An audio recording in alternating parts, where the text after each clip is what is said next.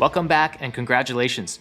You're already one step closer to becoming a full stack producer, to removing all the second guessing and doubt, and finally having things click. Now, the fact that you're watching this video right now sets you apart from most aspiring engineers, because you're willing to invest the time to find out what you don't know yet. I think we already agree that becoming full stack and being able to confidently handle a project from start to finish is essential to achieving your studio goals, and that to build a successful, lasting career in this industry takes real skills and commitment, not just hacking together a bunch of random mixing tips gathered from all corners of the internet. In a minute, I'm going to reveal the 5 stages of growth that every engineer has to go through so that you'll know exactly what your specific next step is. Now, I realized years ago that most struggling engineers are actually avoiding the very thing that will make them better. They believe there's just one more tip or technique that they haven't seen yet that will finally fix their low-end problems or fill that missing piece in their mixes. Or they think if they only had that new pair of monitors or a better room, that they'd finally get their mixes to translate. So naturally, they watch every tutorial they can, they try every new plugin that comes in the market, and obsess over whether or not they buy this or that piece of gear.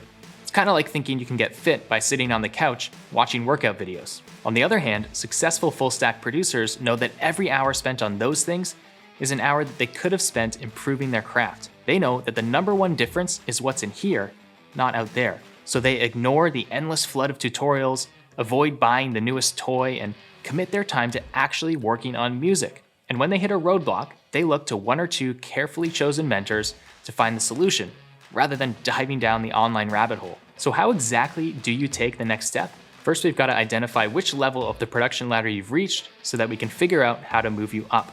So let's get started. There are 5 levels of the production ladder that every serious engineer must grow through. The first level is the dabbler. The dabbler has no commitment. They just think it would be cool to make music for a living and hang out with artists. They quickly realize that making good records is actually hard, and so they quit. Thankfully, if this was you, you wouldn't be watching this, so I know you're not a dabbler. The next level is the passionate beginner. This person has commitment and enthusiasm. They really believe they can do it, but they're completely lacking any real knowledge and skill. Now, this was me starting out. I thought that I had the golden ear and that if I could just be the one behind the board, moving the faders, everything would sound great. Instead, it sounded more like this.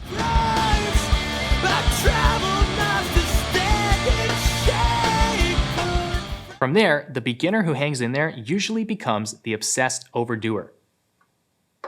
They start discovering all the tools, the layers, the possibilities, and they go deep. They watch every tutorial, read every article and discussion, and the heart that they had as a passionate beginner is replaced by their brain, trying to work by numbers and graphs, looking for the magic plugin or preset or technique. Everything gets more complicated in this stage, and you do improve a lot here, but the improvement is mixed with confusion and frustration, because despite all the info you're consuming, there's still something missing. Your work is beginning to sound okay, maybe even good, but it's not quite there yet, and usually lacks the powerful mid-range, solid low-end, and clarity of pro mixes. And having trouble actually finishing a mix is also a classic trait of the obsessed overdoer. Next is the grinder. Finally, it's starting to make sense, and the finish line is beginning to seem real, but you still lack confidence and haven't quite hit that label quality bar yet. This keeps you undercharging and staying in your comfort zone, and you're still swapping your gear a lot and chasing the missing piece. Some projects come out pretty good, but others fall short because of bad musicians or lack of time. Now, many people get stuck here, and they end up grinding on the side or even full-time for years, but can't quite break through to the next level where projects are flowing to them and the quality is consistent. And if you stay here too long, your personal and family life will begin to suffer as a result of burnout. Now, if this sounds like you and you're excited about the possibility of escaping the grind and finally having fun in the studio again, you're in the right place, because that's what happens when you move up to level 5. The full stack producer has elevated above the obsessive overdoing and above the gear and the grind. They approach every project the same way and get the same top quality results every time, even if their client has crappy gear or can't play their parts. They're not focused on getting new gear.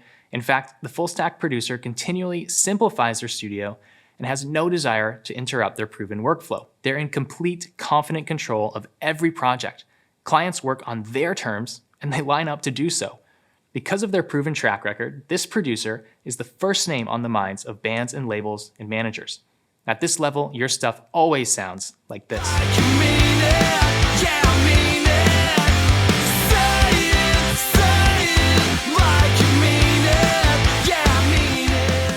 So where do you find yourself on this ladder?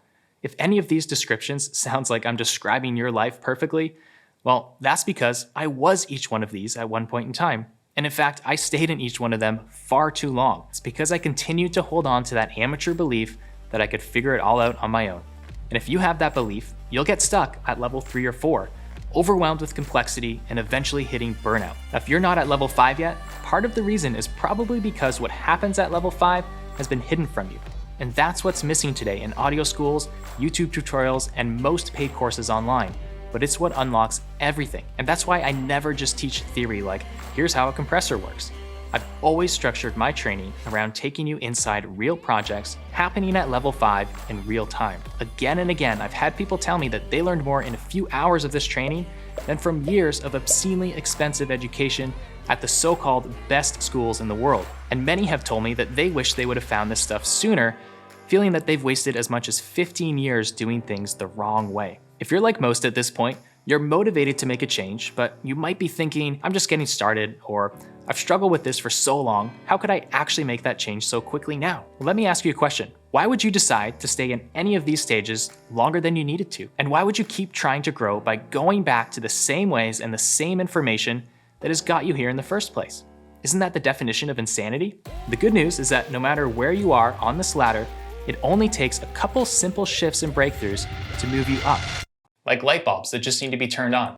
And after years of helping engineers like you break out of ruts and achieve commercial quality, I know how to turn on those light bulbs and get you up to level 5 quickly. The next few episodes will give you major breakthroughs in each part of the process: recording, editing, and mixing. And then what you'll discover at the end of this series is the real secret sauce, the fuel that will turn you into a record-making machine. I hope you're as excited as I am, because I know that some people who watch this entire series are going to end up making records that get heard by people around the world. And there's no reason it can't be you.